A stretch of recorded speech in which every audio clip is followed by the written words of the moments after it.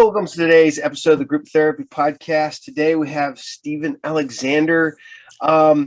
He works.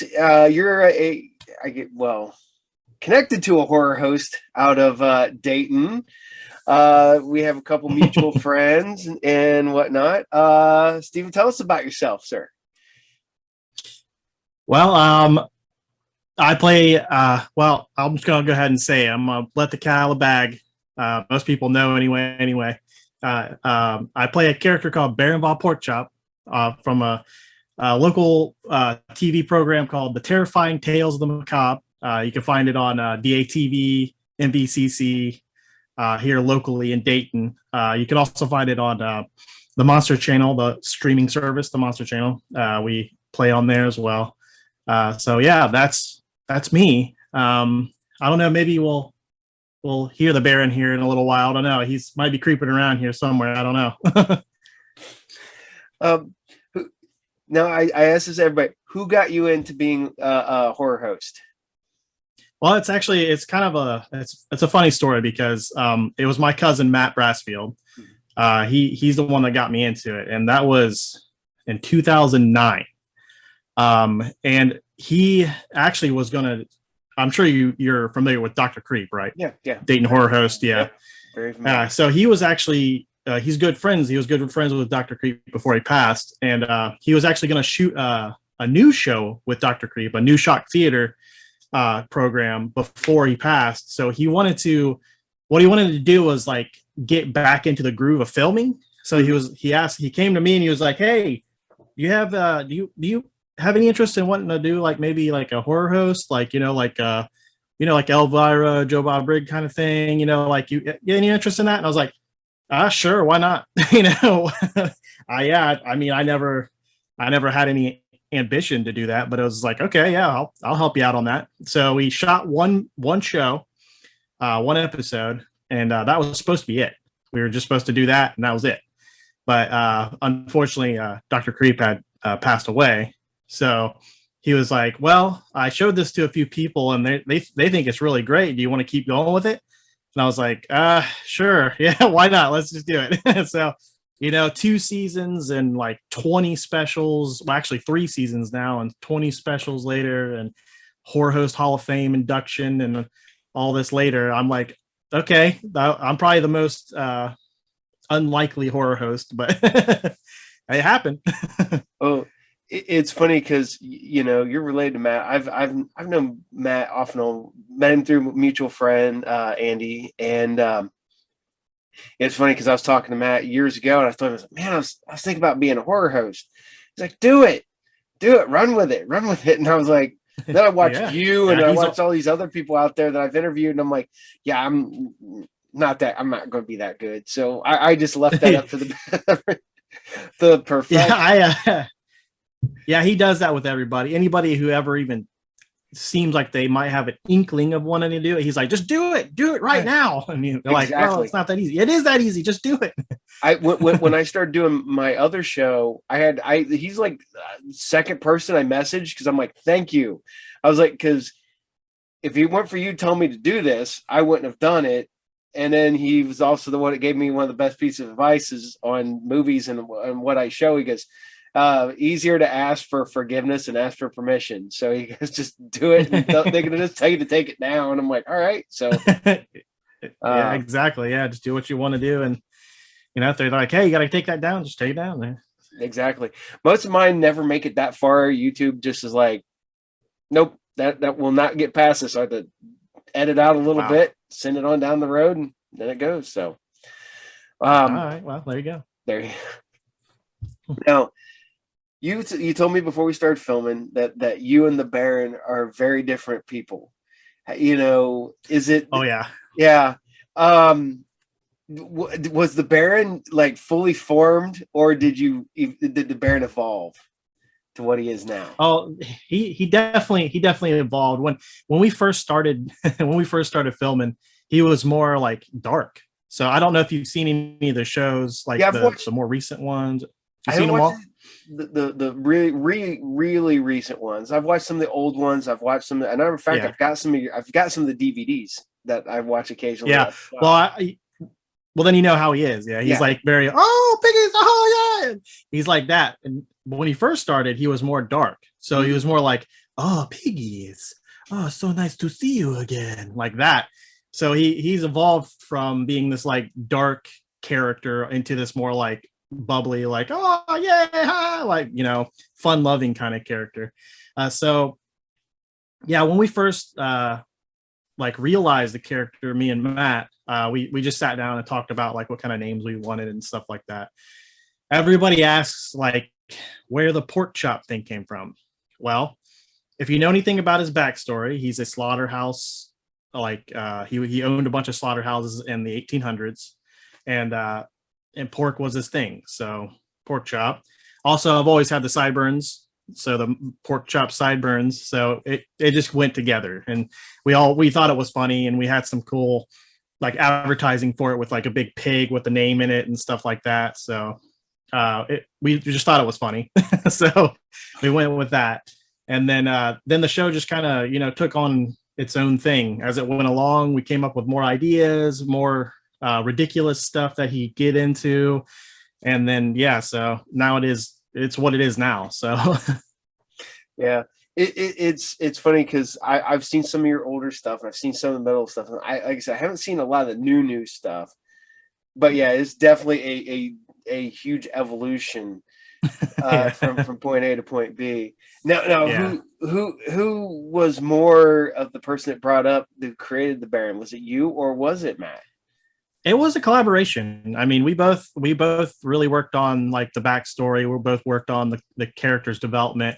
As far as the voice and stuff went, that was all me. The makeup and stuff, that was mostly Matt, because he loves the older horror hosts, you know, like Dr. Creep and stuff. You know, they have the dark circles around the eyes, white face. So it's kind of a play on that. It's way more muted. It's not like the really white with the really dark. It's more muted, like more like he's a ghoul, you know, like instead of just being like straight up like a specter or something. So it was a collaboration for sure. Yeah, it's funny because when I've talked to other horror hosts, they always tell me that their version of their character is them turned up to 11.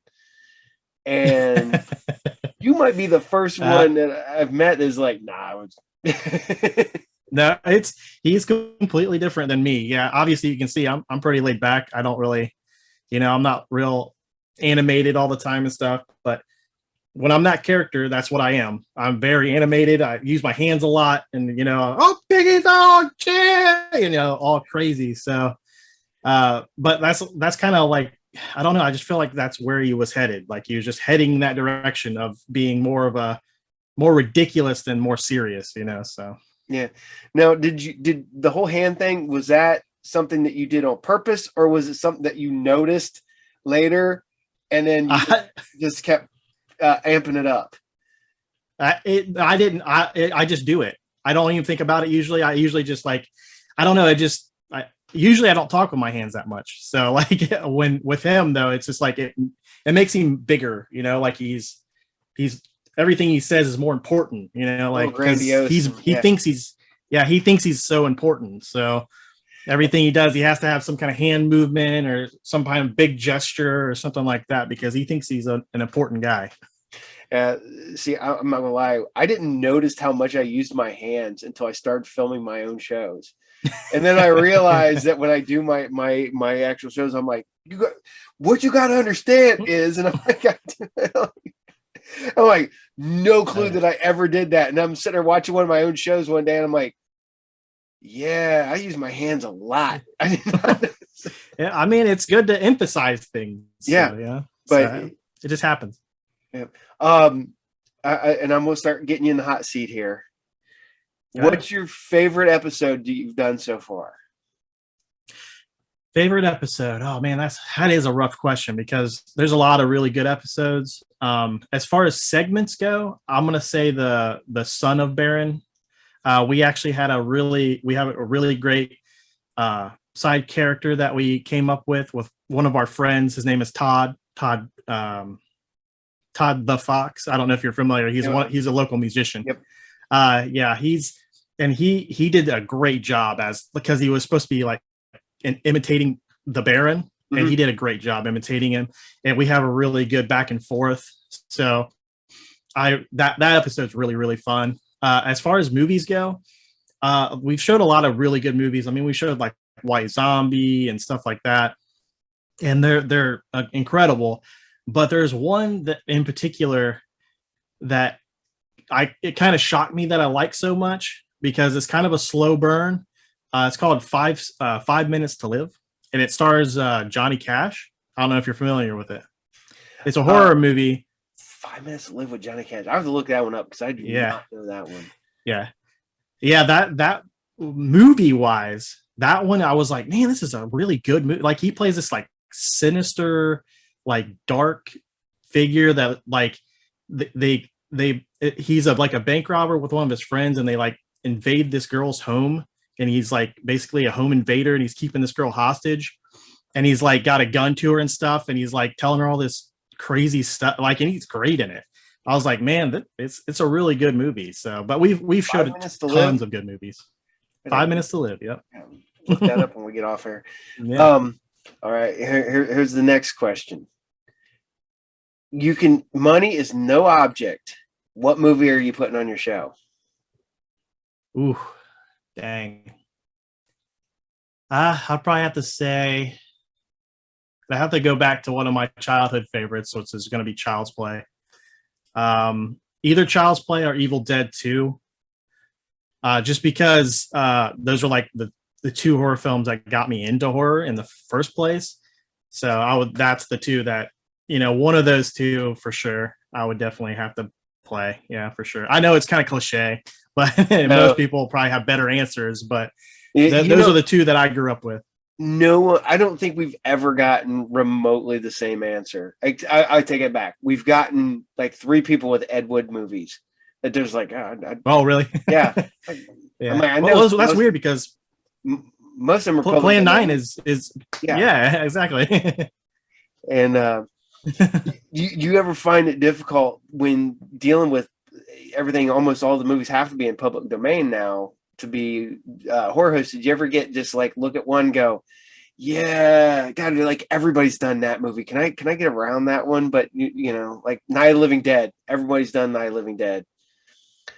That one, yeah, that one's the big one. Everybody's done Night of the Living Dead, but everybody loves it. So I don't know. Honestly, I'm not sure we've done it yet. It might be in the 3rd season, but I don't know if we've done it yet or not.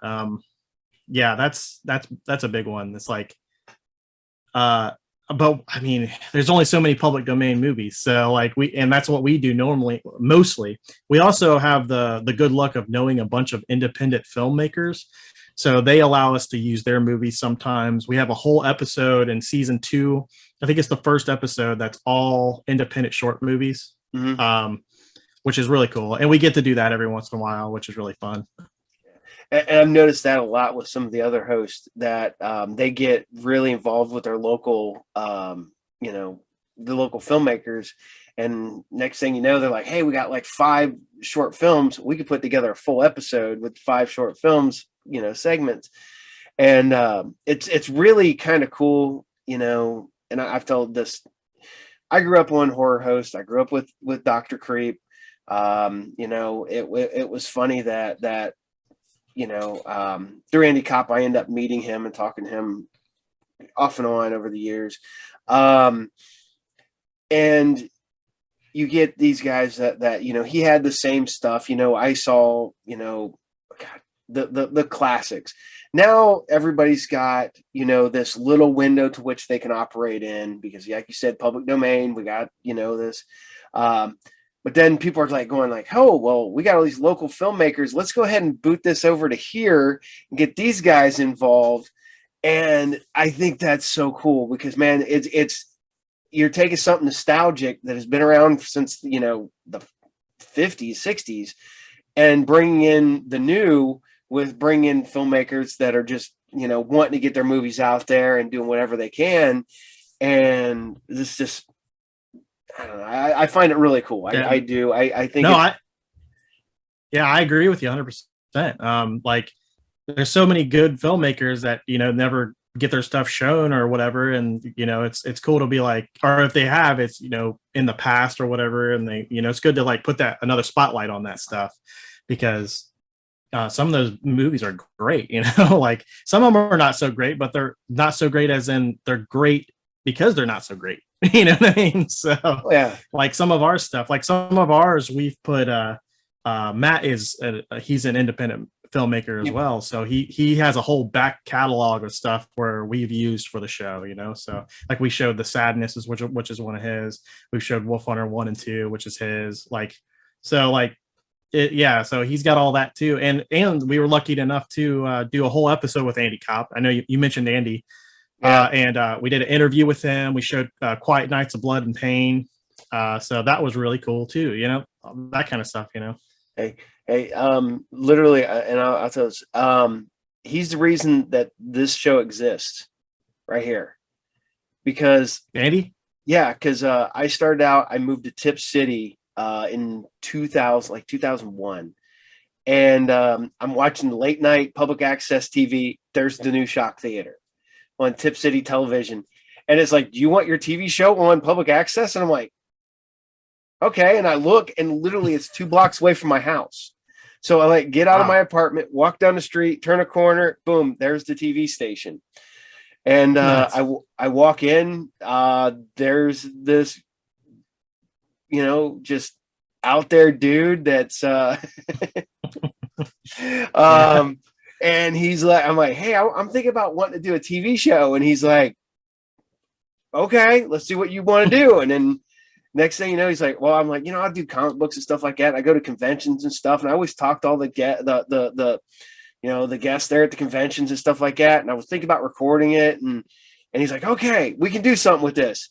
And then next thing you know, he's like, just go film, do all that stuff, and then we'll bring it back here, and I'll show you how to edit everything. And I'm doing it on VHS tapes and all that stuff. That's awesome. And he, like I said, 2 blocks away, he kept weird hours, which was great for me because I worked at a hotel at the time. So I didn't get off till either at 11 or I went in at work at 11. So I'm working in the middle of the night at the TV station.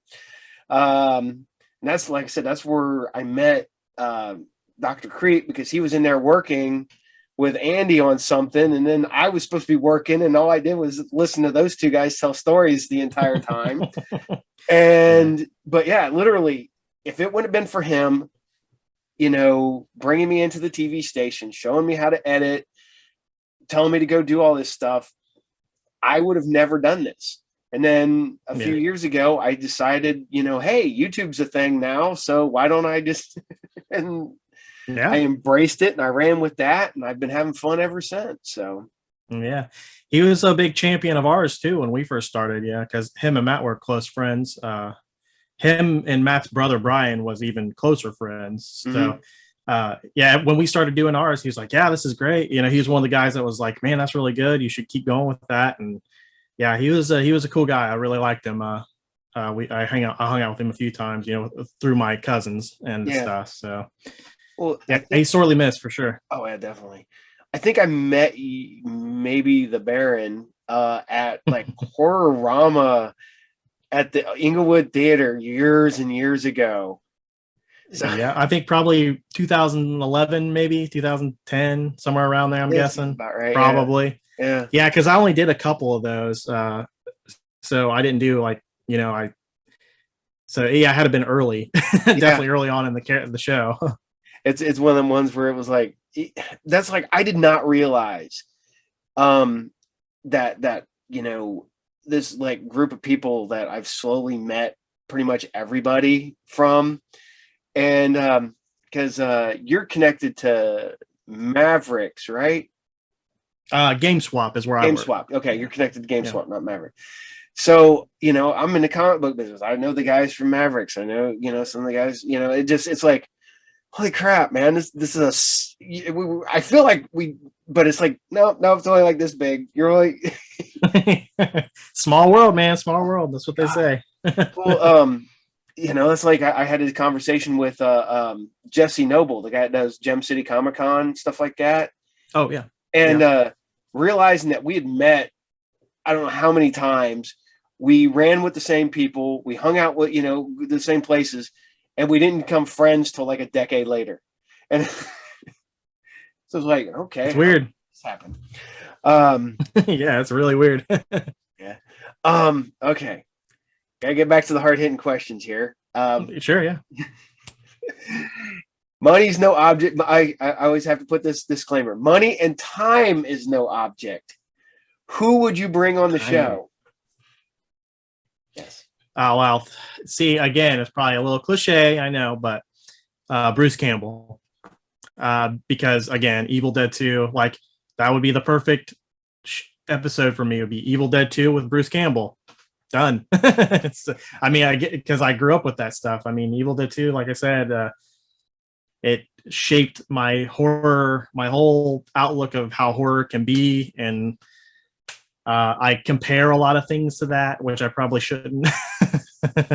But yeah, so that's it. Yeah, Bruce Campbell for sure. Hey, I think you might be the first person who picked somebody that was alive. Oh, yeah? I didn't know that was an option. No, I said but money and time is no object. So you. Oh, okay, I got you.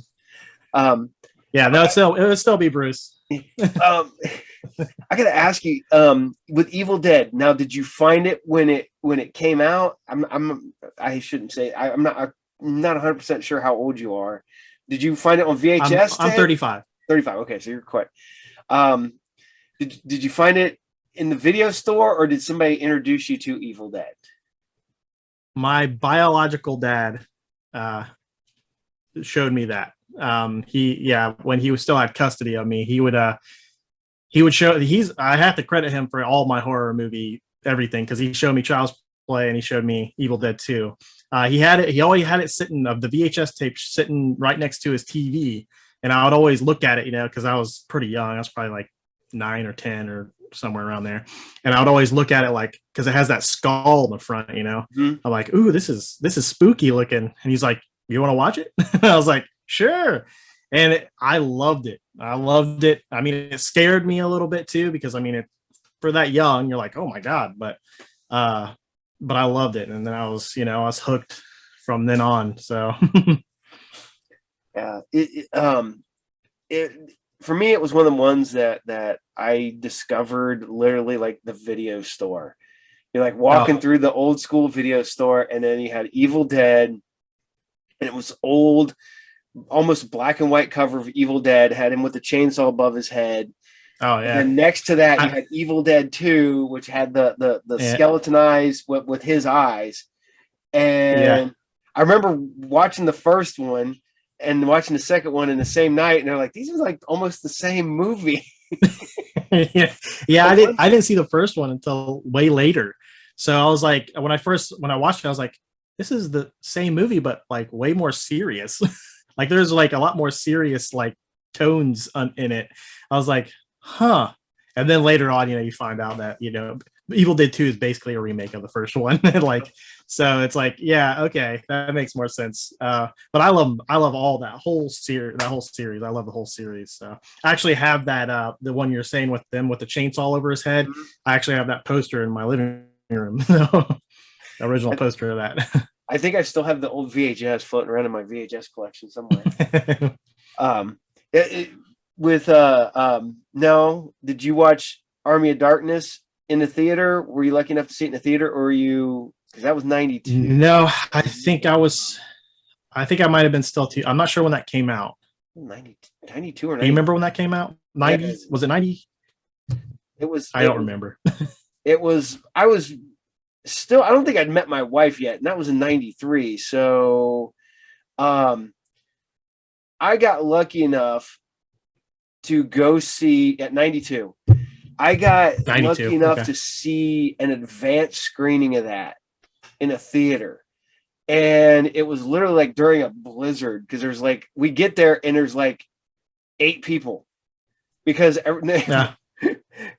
we managed to get through all the snow. We get there and we're like, we're going to have to get there early, make sure we get good seats. And me and my buddy are sitting there, and they're like, literally the theater that we went to was like holding off letting people, like starting the movie to get as many people in there as they could. And at one point they're like, this is it. No one's wanting to get through this snowstorm. And we're like, okay. That's lucky. So we went in, saw it, and it had the original ending still. And then wow. I remember when it finally came out on VHS tape, we're sitting there watching it, and me and my buddy are like, what the hell is this? What's it? This isn't the ending. What this? Yeah, that's saw crazy. in the theater. And it was we were a test audience we were one of the people that got to see the original ending before they decided to change it. Well, that's awesome. Yeah, That's great. I've only been able to do that like a handful of times in my life, and one of the other times was I got to see Mimic, and this little Mexican guy was in there. He was the guy that directed the movie. No one knew who he was. He was just some guy that no one. Oh yeah, Guillermo del Toro. Yeah. Who the hell is he?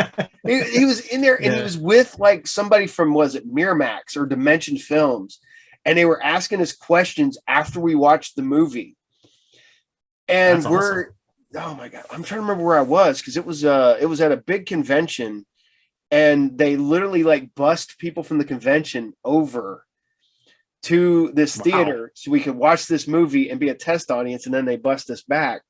And it's funny because I remember this day that he hated the movie, and he's just bad mouthing. Did he really? Right? Yeah, he's just talking crap about it during the movie. Wow. I mean, I don't mind it. I thought it was pretty good. You know, I guess it's if you funny. watch his cut of the movie and the theatrical cut, he liked what he did. But when we got the theatrical cut, which is pretty much the movie that we saw in the theater, when I saw the advanced screening, it was taken away from him and completely re-edited by the people at like Dimension. Oh, jeez. So yeah, I hate when they do that. He's not That's happy. dumb. But, yeah. So your dad is the one that got you into horror then.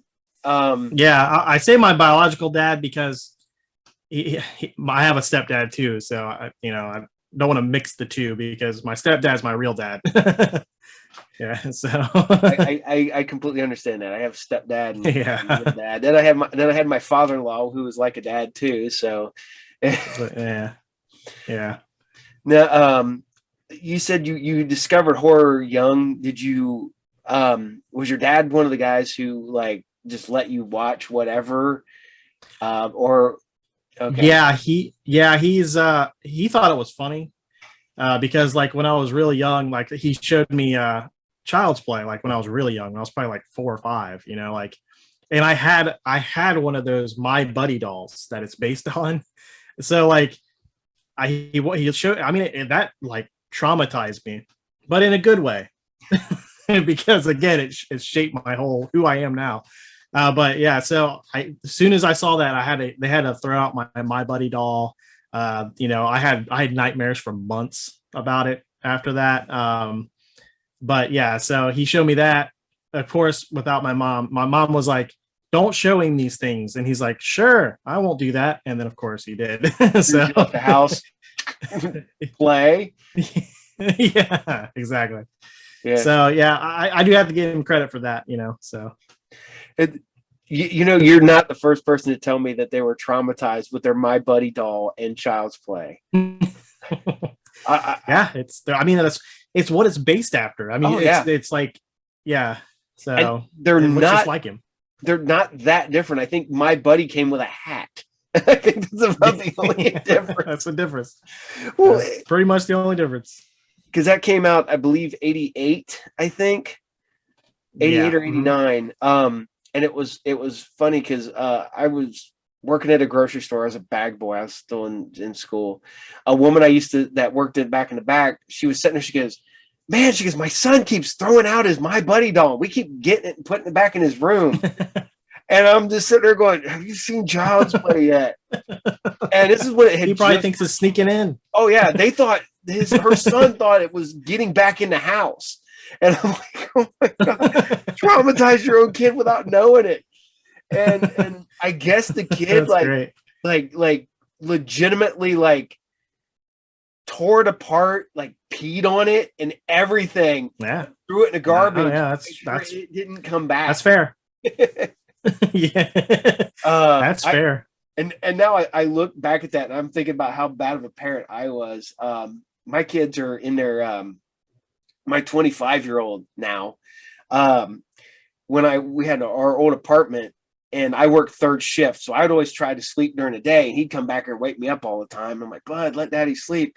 So the only way I could keep him out of going all the way back to my room was I had a Chucky, the full-size Chucky doll. I set it in the hallway to my bedroom and then went to sleep because he would go to that point and then turn around and go back. And that's good. That's like, good. Oh, was I a horrible parent? No. All right. Gotta get back to these hard-hitting questions again. You're now part of the Horror Hall of Fame, the Horror Host Hall of Fame. Horror Host Hall of Fame. Have you worked with any other horror hosts on your show? Yes, I have. I worked with Dr. Freak, who's Henrik Kuto. He's a local filmmaker. I also have worked with the Creeper out of Moraine, which he's in the Horror Host Hall of Fame now too. I've worked with Iris and Retina, who are also out of Dayton. They have their show's called the Mondo Smash a Go Go. Has like a 70s like hippie kind of feel to it. It's pretty fun. I also worked with A Ghastly Ghoul. I did a thing at Wiley's Comedy Club with him, like an actual like stand-up comedy thing, which never will I do that again, because not because of Ghastly, but because I'm not good at that kind of stuff. Who else? Man, I feel like I've worked with other people. I mean, I've interviewed several. I guess you could say I worked with Marlena Midnight, because we did a horror hound special where we did this thing where I was trying to find her and stuff. So I don't know. I've interviewed multiple horror hosts, from Count Gordeval to freaking, I mean, everybody, Joe Bob Briggs, so yeah, I've worked with a lot of other ones. So every time we try to anyway. So yeah, it's fun because first interview I did that was a horror host was A Ghastly Ghoul. We had fun with him. He was telling me about the episode that he just decided to just stare at the camera for like 40 minutes.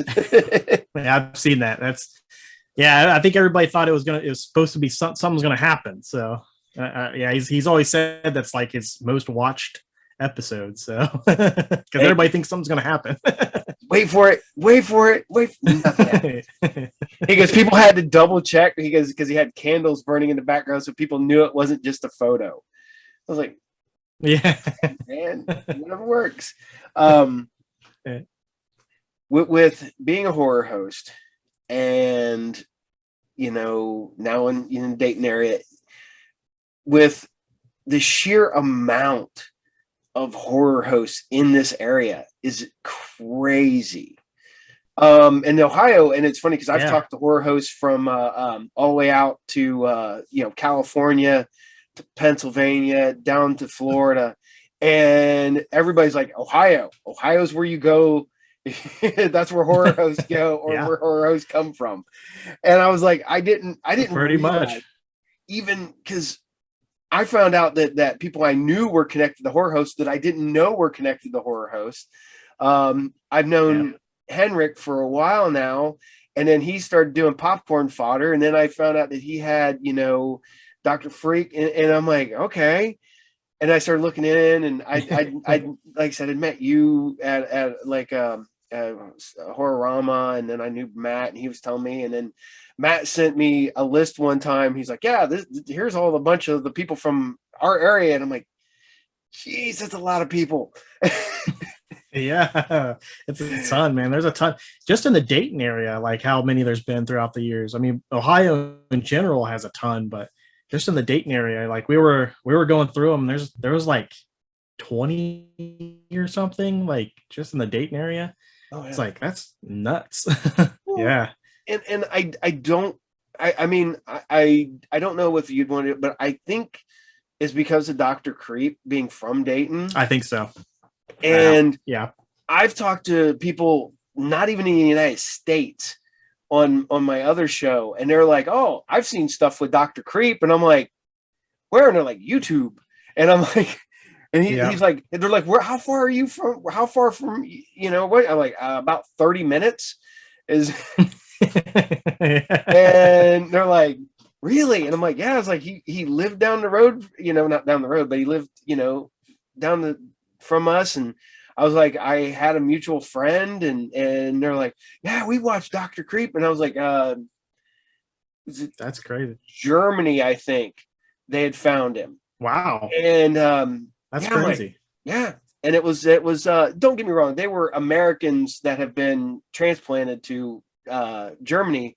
But yeah, they're like, "Yeah, we were looking for horror hosts. We found these old ones with Dr. Creep." I'm like, "Yeah, go watch as many as you can."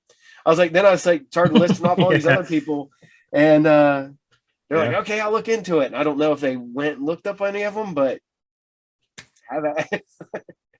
Yeah, that's cool. Yeah, I actually got to go to his funeral, so I was unlucky enough, I guess, to go to his funeral. But so yeah, and it's unfortunate because I actually never met the man in life.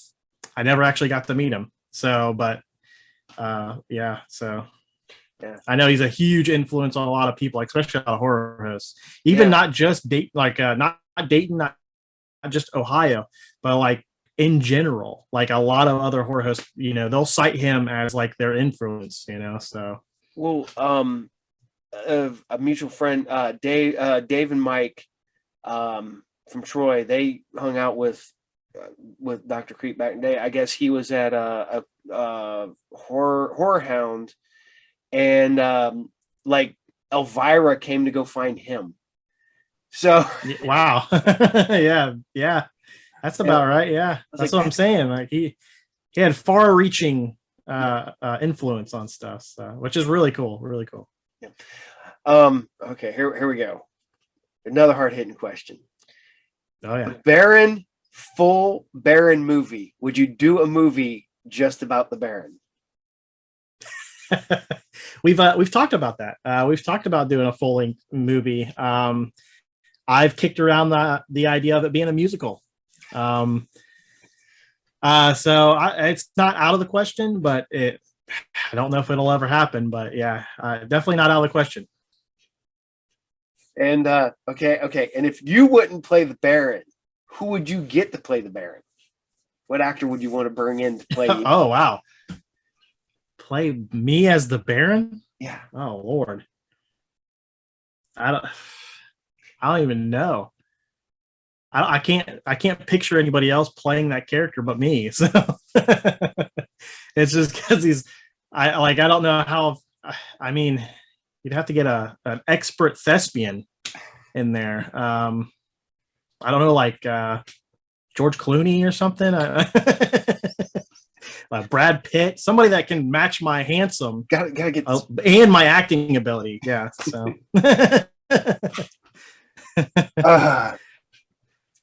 So, I've asked people, because everybody else tells me that that their character is like them turned on 11, and you say you're vastly different. Do you have to like get in a different mind state when you're the Baron? Do you have to like Okay. I do. Yeah, actually, I have to. So when I am gonna do the Baron stuff, so when I'm about to be on camera, first and foremost, I have to walk around for a little while, try to like really amp myself up a little bit. And then I go over the lines that I have to remember. A lot of it's improv. So a lot of it just comes off the top of my head or off the top of Matt's head. So, but if there's something specific I have to remember, I'll walk around, I'll amp myself up a little bit, kind of go over my lines over and over and over again in my head.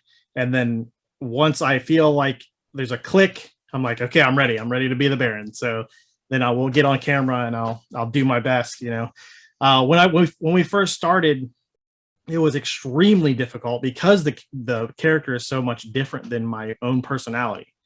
So the very first like actual episode we filmed, that was the first episode. I like could not remember anything. So like it was like 56 takes later. And Matt's like, what is the problem? What's wrong? Like, all you have to say is your name, the show, and that's it. Like, why can't you do that? I'm like, I don't know what I'm doing. I've never done this before. Like, and he was like, all right, just calm down. Get into a different mindset. Walk away for a minute. We'll take a little break and then come back. And then when I came back, I did fine.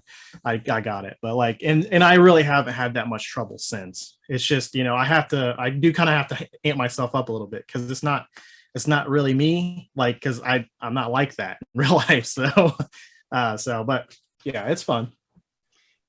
All right. I got to ask you because I'm staring at all the board games behind you. Yeah.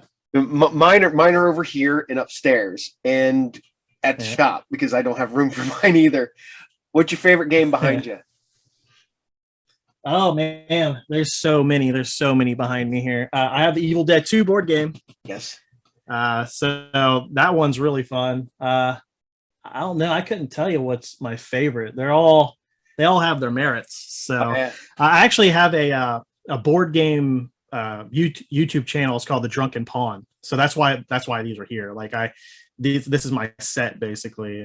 We play board games, drink craft beer and stuff like that. So that's why these are back here. But yeah, as you can see, I got a lot of classics. Yeah. Dark Tower, original Dark Tower.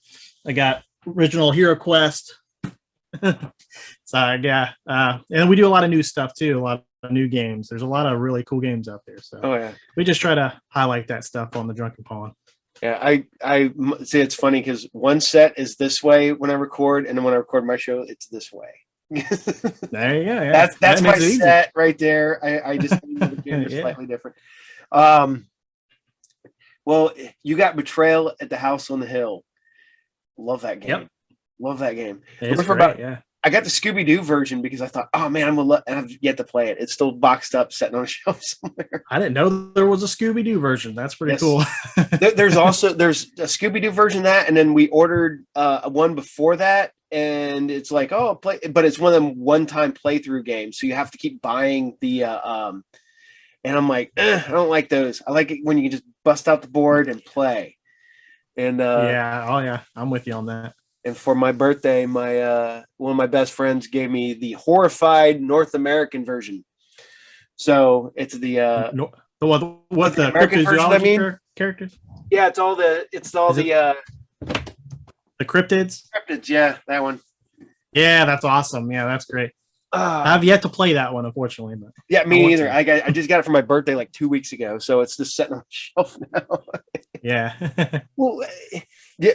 You do a show with board games now. I'll push that one now. Okay, thanks. I run the whole thing where we used to play like once a week. It was like every Thursday we played a board game. That's hilarious. That's when we film. We film every Thursday.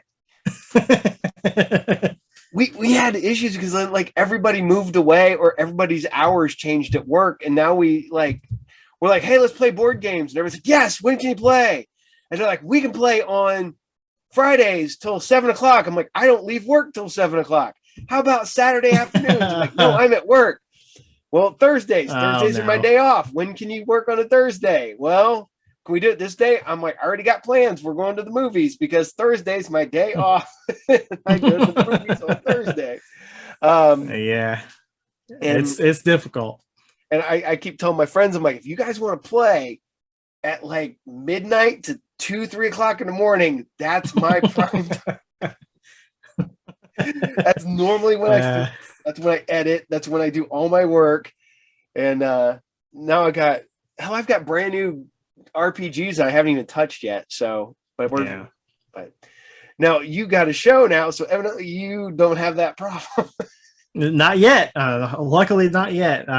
Every once in a while, people can't show up or whatever. But yeah, we're pretty consistent. Like I try to post a new video every week, so every Wednesday.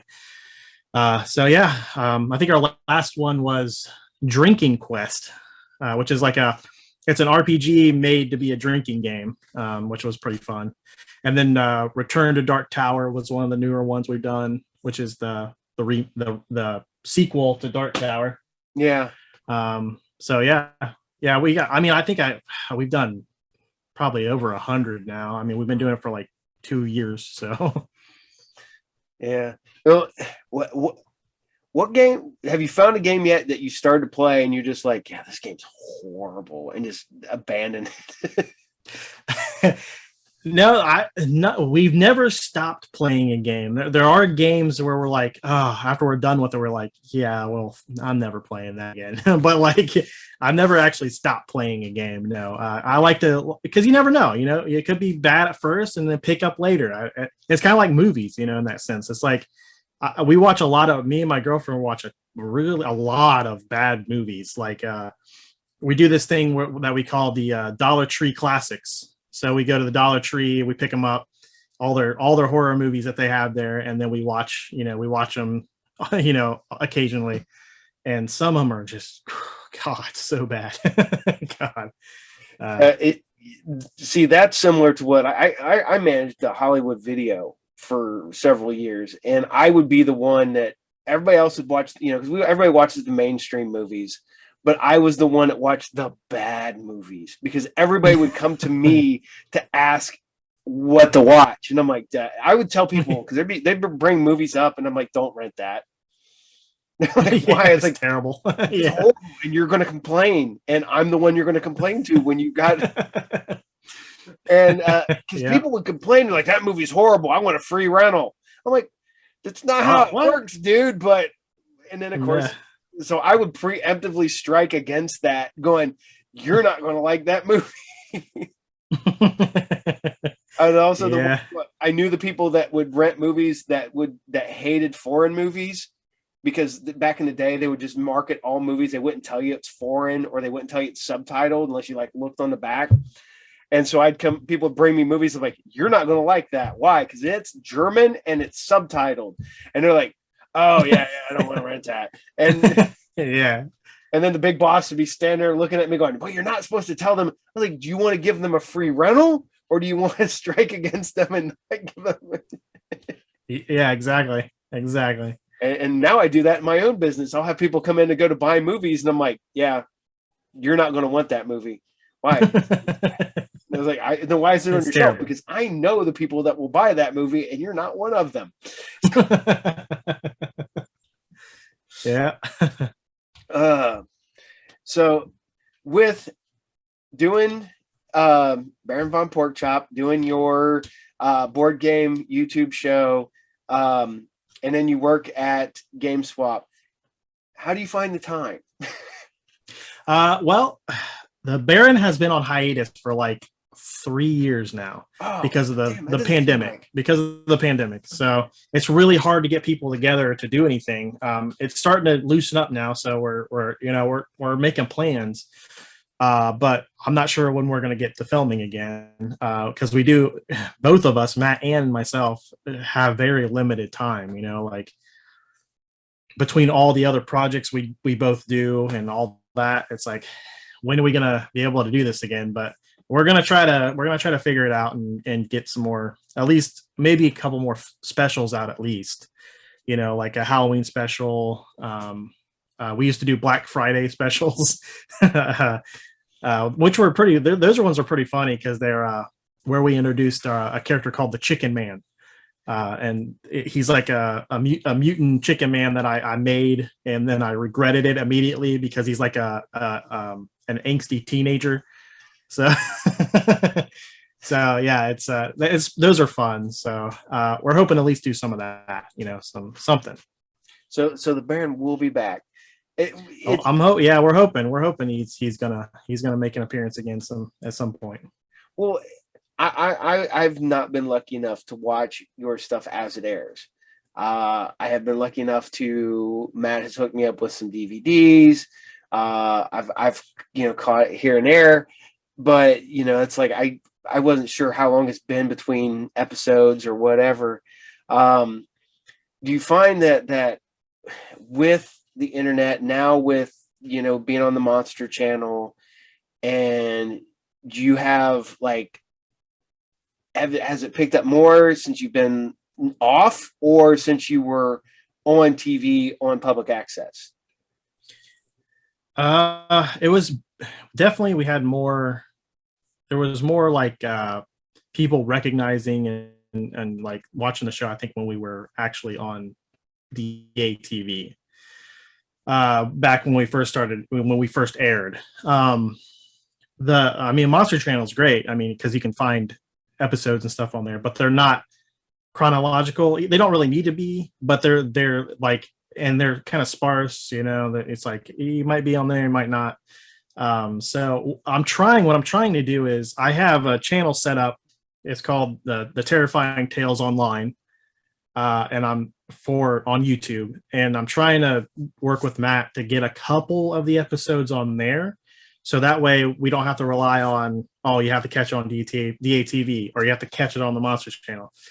We'll still send people that way, but we'll have a couple that are just available. So you can just go on there and check out the show to see if you even like it, you know? So it won't be all of them, just a few, just a little, you know, pieces here and there, just so you can get a taste. I don't know when that's going to happen. Hopefully soon, but yeah, you're one of the few that isn't on YouTube. I mean, it's because Matt's old school. He has a distrust of YouTube, so that's why I'm like, dude, just let me handle it. He keeps thinking we're gonna get in trouble and all this stuff. Like if we have put some on there, and it's like that's not how it works. They just take it off. Yeah, they just take it down. My Saturday morning show, people are like, well, one is that as I tell people, I didn't care about being monetized because I knew I was never going to make a fortune off of this stuff. It's whatever. So I just do them for fun, and also do them so that people can see old Saturday morning cartoons that they may have missed or whatever. Yeah. And so everybody's like, well, how do you work? I was like, one is that if they don't want it up, they take it down. When when it uploads, it goes, no. So that is not airing. So it'll tell you, and it'll tell you like, oh, you can hit this button and it will edit out that part. I found out, don't do that. Take it down completely, edit it out yourself, because that takes like 5 minutes to edit out that scene and then put it back up, and then it works fine. You know, because most of the time they don't care. There's movies that I thought for sure we're never going to be like I do Sci Fridays. We do old sci-fi shows from the 80s, 70s, 80s, and 90s, even in the early 2000s. I thought, no way are they going to let me air Freaky Links or Strange Luck. Nope, they don't care. Oh wow! and it will come up. It's weird, and it'll say unable to monetize. Any monetization from this show will go to the creators of these shows. And I'm like, good. Cool. Maybe they'll finally come out on Blu-ray. It's like good. That's a good thing. Yeah. Yes. Maybe if I'm doing this, maybe you'll figure out that people want to see this, and we'll actually get a physical copy of it or something streaming. Exactly. And that's the way it is. And legitimately 4 times I've done 63 episodes of my Saturday morning show, and I've done 21 of the Sci Fridays. 4 cartoons didn't make it. Wow. That's it. And then they're just like, take it down. I went in, I pulled that part out of the show, trimmed it, took my introduction scenes out, put it back together, put it back out. One, I took the scenes out, put a new cartoon in, and then and it's like, yep, fine. You're good. Oh, wow. Yeah. YouTube, they don't, people worry about it, and yes, you know, somebody might use, but I'm like, I don't care. I'm having fun. That's where I found all these other like horror hosts and stuff, and I've been watching them because I turn it on at my shop, and like I said, I've got a couple of the Baron's DVDs, and like I'll pop those in occasionally, but usually I let it stream with other people's channels, like Sicko, Sally the Zombie Cheerleader, Tennessee Macabre. I'll just put those on in the background, and people like, I love the fact that I got a lot of like 20-some-year-old kids, and they'll just like, what's this? I'm like, let me tell you, boys, this is what a horror host was. Just step right up. I'll tell you a time before the internet when you used to watch horror movies. And it's worked because I've legitimately had people like sitting there and they'll like go on their phone and then like subscribe to their channels while they're standing there watching it. I've had people go search them online while I'm watching them on TV. And you know, is it great? I mean, I don't know. Like I said, I don't know if you can make money off of it. And as I've talked, we're not trying to either. That's the thing. Like, we're not trying to make a bunch of money on our stuff either. It's just like, I just would like more people to be able to see the show, you know, that rather than just trying to have to rely on certain things that may or may not have them at certain times, you know, because not everybody's schedule's the same. No, you know, like, so like, it's like, if they can't catch them on those two things, it's like, well, you have an outlet that's always available that you can just go to, click it, watch it whenever you want. Yeah. We're trying to figure that. I'm trying to figure that out. So this is to Matt right now. Matt, just put them on YouTube. If they don't want them on there, they will tell you to take them down. Yeah. We're gonna like I said, I'll be running that. So I'll be running all that. I just got to get get the stuff from him, all the episodes and stuff from him, and then we can sort out which ones he wants on and which ones he doesn't and all that. So they could be as bad as me. My old TV show, I have a lot of the raw footage, but the finished shows were all left and forgotten at the TV station in Tip City. So I have no idea what ever happened to them. Because I went down there one time and it was after Andy had left, and I'm like, hey, do I have any of my old shows? And this lady's like, what? And I'm like, who are you? I did a show here. It ran Aftershock Theater on Saturday nights. It was called Group Therapy TV. Do you have any of the VHS tapes? And she's like, well, we just threw all the tapes in a box after a certain point. And I'm like, oh no. I wish I'd done backups. Now I back up everything now. I got freaking I always do this. I got these like terabyte hard drive, these multiple terabyte hard drives with all my all your stuff on it. Yeah, that's the way to go, man. Yeah. That's what I'm trying to do with Matt too. I'm trying to make it like, okay, you give me all the stuff and that way we have another backup even. So like you have your backups, I'll have a backup. So we won't ever lose any of the shows, you know. Now, were you digital from the beginning, or were you actual videotapes? In the very beginning, we did the mini DVD or the mini tapes. So he had like a little handheld camcorder with the mini tapes in it, and that's what we did. Now, I think it's all digital. I want to say he's got a nicer camera now, but I'm not sure if it still has tapes. I don't know. I couldn't tell you. Here's another question I've had to ask everybody. Because have you ever had to abandon a show? Like you had it all. What do you mean abandon it? Like you were already in production or something, and found out you couldn't use the movie, or something came up that you just had to kind of walk away from an episode. No, that's never happened. We've always, he's pretty good. Matt's really good at like being like, okay, these are the things that we need to get done. Let's get them done. And then once that's done, he already knows the movie's going to be okay. He's very good at researching movies. So he's 100%. He's like, okay, this movie is public domain for sure. We're not going to have any problems with that. Shooting locations and stuff like that, he always has them set up beforehand, or he already knows like for sure they're public places, or he can get in there or whatever. Like, so it's never really been an issue. And if like actors don't show up, we just don't use them. We just take their character out. So it's like, so it's never really been an issue. So I was gonna say, well, character doesn't show up, throw a wig and a mask on somebody else and send them out. Exactly. We've done that a few times. We have a two of our basically character actors, Josh Weinberg and my friend Marie Smith, or Thomas Smith. Those two guys have been pretty much everything on the show, like from monsters to like people walking down the street to like just all kinds of stuff. So those two guys, they're pretty much, and they're always like, yeah, we'll do it, like no matter what, so they're very, I don't know what we do without those two guys, because they're always there for us on this kind of stuff. So yeah, it like I've said this, and I will tell every horror host this. I appreciate all the work you guys put into these. I appreciate you guys keeping the horror host alive.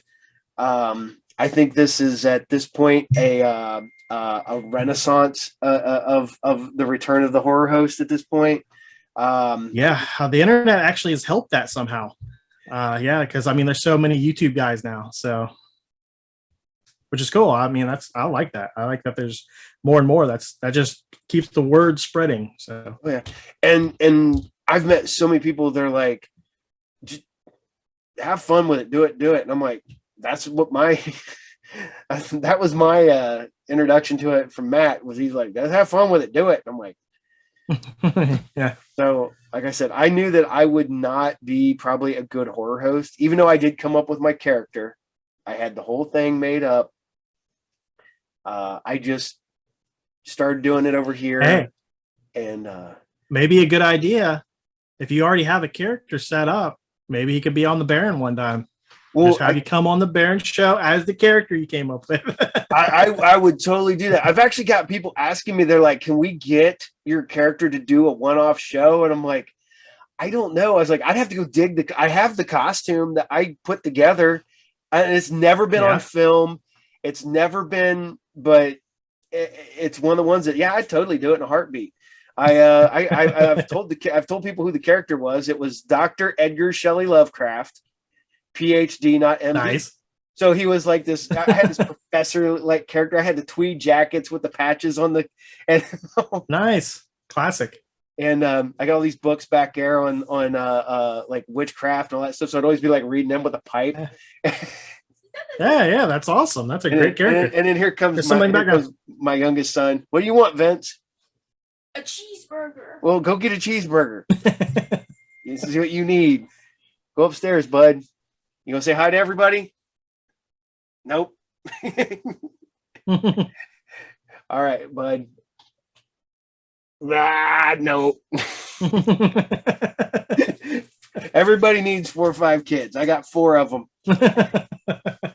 3 of them are adults. He's the youngest, and and I always say, but he has autism, so everybody's just. If he had been our first kid, he'd been our last kid. He is a handful every moment of every day. I bet. But I would totally be down to bring, because you're literally, out of all the people I've talked to have asked me to bring the character out, you're the closest. Oh yeah, I would totally, because I could just throw it in a box, drive down to Dayton, and we could appear. But I'd do it in a heartbeat, no problem. Awesome. Let's see, got everything. Blah blah blah blah blah. Oh, I'm going to start asking people this one now. You could have any band on your show. Who are you having on your show? A band. You have a band. Oh. Let me think. Well, we've already had Todd the Fox on the show. So, that's already a legend right there. Yep. Let's see. I don't know. Garth Brooks? Garth Brooks. No, I'm just kidding. I'm just kidding. I'm not. Honestly, I don't know. That's a tough question, because there's a lot of bands that I like that probably wouldn't really match with the show. So, I don't know. I don't know. I'd have to leave that one up to Matt. God, he likes the hair metal stuff, so he'd probably say like Motley Crue or Guns N' Roses or something like that. What music do you like? What's your genre? I have a pretty wide range of things I like. I like country music, old country music, not new country music. I always have to cut that line, because I want people thinking I like this new garbage stuff. I like some metal. I like classic rock. Your classic like Alice Cooper or Ozzy Osbourne, stuff like that. Of course, I like that stuff. Um, but yeah, man. I mean, I like some pop stuff, some newer stuff, new metal, some new metal.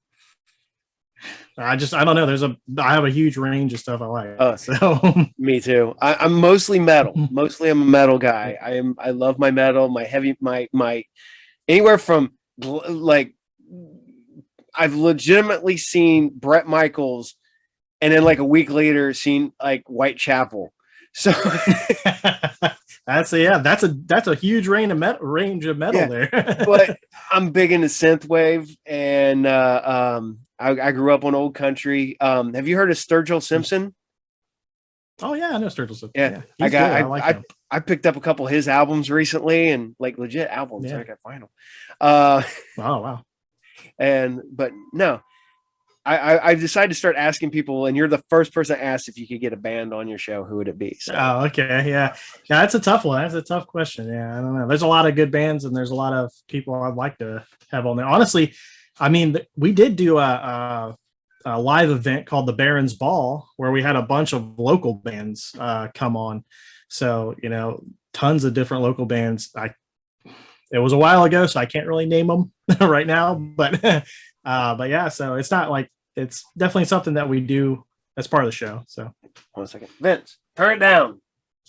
Turn it down now. I will turn it off.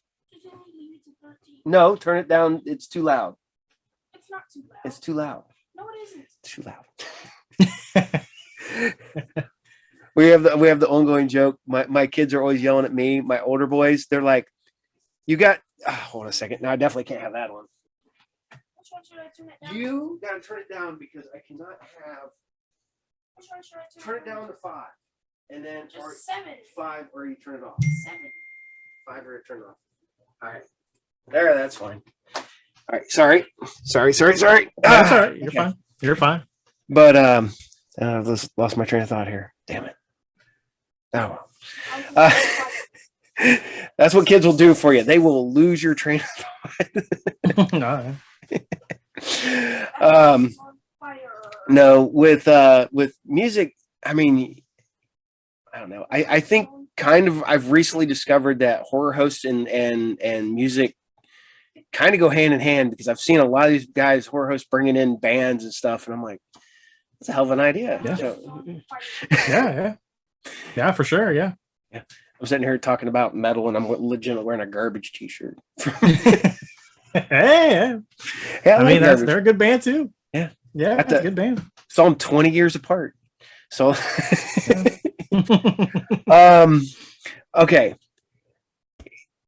This is the funny part. I've asked people, when you develop your character, did you ever regret doing something when you developed your character? Like most people say, they wish they would have got away from the makeup and just done something with like. Oh yeah, dude. Yeah, the makeup does suck. I ain't gonna lie to you, especially on hot days, because a lot of our stuff is filmed outside or in like non-air conditioned places. So like it'll start running into your eyes, and like it's terrible. The wardrobe.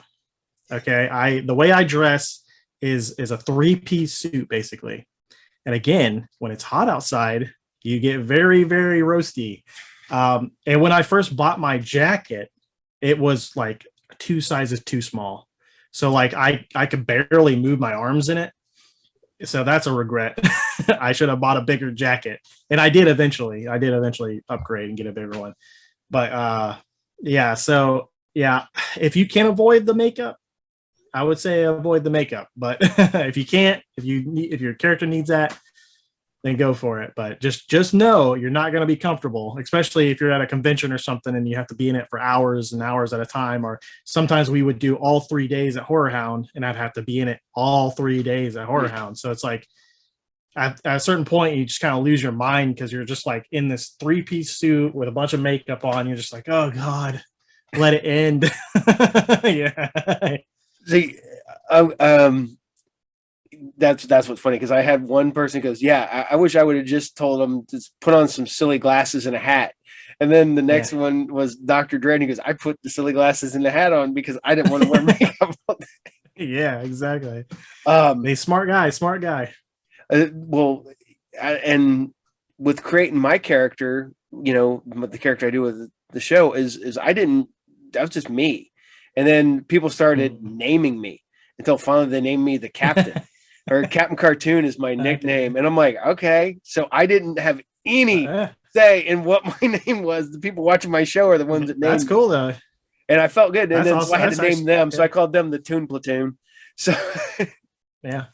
That's great. Yeah, that's great. What other to a horror host coming up? Somebody who's just decided they went and bought their camera, they're gonna put their horror host stuff on YouTube. What is your advice for them? My advice, Paul, for you is just do it. Just go out and do it. Yeah, I mean, don't be afraid of what people are going to talk. People are going to say, you're going to have people that are not going to like it. You're going to have people that are going to love it. You cater to the people that are going to love it, because there are going to be people out there that's going to like it. Don't get that in your head like, oh, people are going to hate it and I'm not any good and blah, blah, blah. Because if you do that, you've already failed. You might as well not do it, because you already have the wrong mindset. So just make sure you be positive about it and just shoot a few episodes and see how it goes. That easy.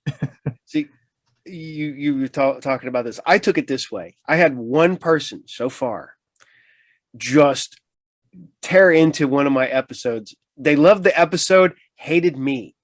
Like personally, they're like, yeah, I could do without you and I have to suffer through you on the show. And I'm like, hey, wow, I think I've made it. And my buddy goes, look, how do you think that? I'm like, dude, that guy had to take time out of his day to write that. To be a complete a-hole. Yeah. I affected him that much that he had to stop doing something, go, I don't like you. You suck. I've made it. Yeah. We've had people do that on my YouTube channel, the Drunken Pawn. We've had people like, well, you guys are annoying and blah blah blah. I'm like, then don't watch the show. What do you want? Like, don't watch. Like, I'm like, there are other people doing the exact same thing that I'm doing. If you don't like me, go watch them, man. Yeah. And this is what I'm about. And you were saying it. Have fun. Just absolutely. Enjoy what you're doing. Just have fun doing it. And exactly. If you don't enjoy it, if like you do a couple episodes and you hate it, then don't do it. Like you just don't do it anymore. Like if you hate it, don't do it. Like or it's that easy. It's one or the other. or if you don't like it, change your character, do something else, come back at it from a different angle, man. Give it a shot, go with it. When like I said, Matt told me to go for it. I went for it. I didn't think I was going to do the horror host because, like I said, there's good ones, and I didn't think I was going to be good. So I was like, I had joked around about doing Saturday morning serials, which was going to be filmed watching cartoons. So it was going to be like a more of a mystery science theater thing where I was going to like eat cereal and watch cartoons. Yeah. And I was like, man, and then I'm watching an old like VHS tape of a Saturday morning cartoon where you had the host, like the guys would come out and talk between the cartoons. I'm like, I kind of want to do that. And I decided to do that. And see, it evolves, right? Yeah. So, and the first episode, like I said, I got it done and I did a couple episodes. I loved it. And I said, I joked around. The first person I messaged was Matt, thanking him for telling me to do it. So, yeah. Anything else you got that the Baron has coming up, or any episodes of your show that you would like to promote, or nothing in particular. Like I said, we've been on hiatus on the show, so there's nothing coming up, right now. Just try to catch some stuff on the Monster Channel. And if you're local to Dayton, DATV Friday nights at midnight. If you're in the Kettering area, in MVCC midnight Fridays, that's the best way to catch some of the episodes. But yeah, that's pretty much all I got. No Baron appearances at any upcoming conventions or anything. No. We were going to be at Horror Hound this year, but there was some scheduling conflicts, so I'm not going to be able to make it there. But next year, we'll be hitting some conventions for sure. Probably Horror Hound. That's what we normally do, Horror Hounds. So Well, I'm going to put this out here now. We have a show in Piqua coming up in November. I got to get the exact date locked in because we got to deal with the venue. The Baron is welcome to come up and appear at the Comic-Con. It's a one day, it's a Sunday. You come up and hang out and take off. Yeah. Where you said it's in Piqua? Yeah, Piqua. Yeah. We'll be what's it called? It'll be Piqua Comic-Con. We'll be at the Piqua Mall, but we just got to figure out where we're going to be at in the Piqua Mall. We just did because we just got we just did our first one at the Piqua Mall because we'd been at the Armory and the Knights of Columbus and the Fairgrounds, and none of them really the Armory got taken away from us. The other two didn't really work out. I didn't like them. Then the mall got us out there. We were using an old Elder Beerman's building, and everybody loved it. So literally, you walk in, and it's still got like the crap on the walls. It's got the middle pieces. You got dressing rooms and stuff in it. But yeah, everybody walked in, and everybody had a good time. Everybody made money, and I mean, Henrik was there. Hanging out, selling movies, and a couple other guys I knew. Yeah, man. So heck yeah. Yeah, I'll talk to Matt about it, see if we can work it out. Just keep in contact with us. Yep. I will. I don't see why not. Especially on a Sunday, that's my days off. So yeah. Just swing up and hang out, and we can set it up. Yeah. I can get you. I know where I can set you. We have the electric. You can put a TV up, and you show episode. And and when you see the Baron, don't be shocked when it's not me. Because it's not me. It's not this at all. No. And to be honest, if when you go back and look at the episodes of the Baron, you can, if you really wanted to convince somebody, go, no, that's like my cousin, Yeah, I could. I mean, I have a lot of cousins, so yeah. I mean, the sideburns might give it away, but yeah, that's the only thing the sideburns do. And then when I have my goatee and stuff, and when I have longer hair like I do now, that usually gives it away because I have a unique haircut. So people are like, "Oh, that's Baron." I had a guy. We went to it's called the Roadhouse. It's up in Huber Heights. A guy stopped in the middle of. He was driving his truck out of the parking lot, and he was like, "Hey, Baron." I was like, "What?" And he was like, "Baron VonPorkchop." I was like, "Yep, that's me." And he talked to me about Dr. Creep and stuff that they're in the parking lot. And that was just a couple days ago. Wow. So it was weird. Yeah, I had first time ever. Abby's fitting me. You're fine. Abby's not biting you. Sorry. God dang. Yeah.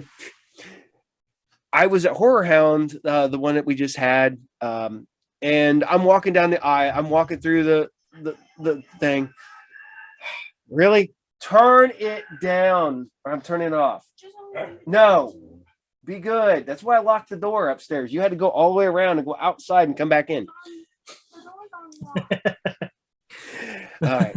So I was at Horror Hound, and my wife and I are sitting in the where all the food vendors and stuff are, and I'm just sitting there chilling out. And there's people come up and they sit down, and they keep looking over at me.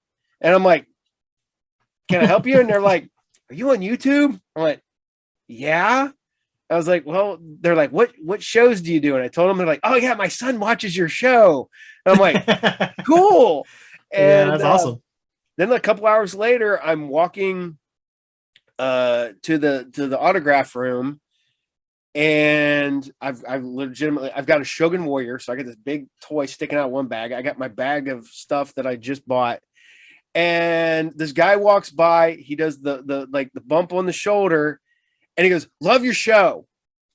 And I turn around and I'm like, who just said that? I wanted to say thank you, but you were gone. That's weird. I've never had that happen. And it's like people have now noticed me, and now I've got an ongoing joke because I say that my show is a glorified commercial for my shop. Yeah, okay. And I have people who have now found my shop because of my shows. So I'm like, hey, that's awesome. So That's I awesome. guess Yeah, that's doing its job. Then it Yeah. is making you money. yes, it is. It is monetized in a roundabout way. So I mean, hell yeah. I was like, I spent money on advertising for years and Yeah. and never really saw an increase. I was like, I do a free YouTube show, and suddenly I get people coming in from all over. So, Right. Exactly. all right. Well, I don't want to take up much more of your time. This is my kids being a little butt back here. I want to thank you for being on the show. I want to thank you for what you do. I appreciate the Baron. Oh, yeah. And now we'll have to look into your other show, The Drunken Pawn. We'll check that out. And thank you. Yeah. Hey, thanks so much for having me on your show. I really appreciate it. Yeah. Any other time, anytime. And also, I don't know, maybe one day you want the Baron to come on and you can get an interview for him. Yeah. That should be interesting. Well, we're planning. I was hoping to do one this month, but don't know if it's going to happen because I've just got a lot going on. Oh, it's okay. But No we want to do hopefully like 2 shows where I want to get like 5 horror hosts on both shows, and I want to do it live. Maybe the live part might not happen, but have like and just have like a horror host roundtable. So I've talked to the guys from Tennessee Macabre. I've talked to Hack from Hack's Horror Show. I've talked to you. I've talked to Sally, and just do like one group, and then we'll have to do another group because like everybody decided they would say yes. And then I realized logistically that would be hard because it'd be like 12 people. Yeah, that would be rough. So I figure 5 is kind of manageable with me as a moderator. Maybe I that might work. But well, fingers crossed. I don't know. I'm still working. We'll I've been doing this for a while, and I think I'd have this crap figured out, but I don't have it figured out. Yeah, it's always something new. Always something new going on. New technology makes new problems. So yeah, always. Yep. All right. Well, I will let you go, sir, and you have yourself a great day. Thank you for being on. And remember, go watch the Baron VonPorkchop on the Monster Channel and DATV, and eventually you can find them on YouTube, hopefully, but you can find the Drunken Pawn on YouTube. So go check it out. Yep. So thank you so much. Thank you. Take care, sir. You too. All right. Vince and I want to say thank you to Stephen for showing up and talking about the Baron. And as always, you'll never stop me. Yeah, you'll never stop him. Group Therapy TV is brought to you by RU Game, the best comic book collectible, magic, video game, toy stop, located at 124 North Sunset Drive, Pickle, Ohio, 45356. You can find us on YouTube. You can find us on Facebook. You can find us on Twitter. You can find us on Instagram. You can find me as Captain Cartoon on YouTube, on Twitter.